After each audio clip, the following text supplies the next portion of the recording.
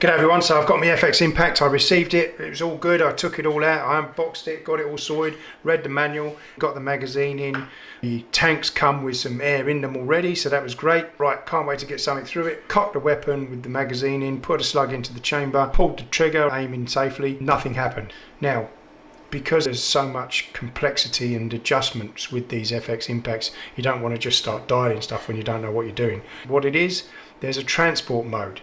And this dial here is dialed all the way in, preventing air from going through, escaping through, so that it can't, essentially be cocked and fired. And there's a little 1.5mm headed Allen screw.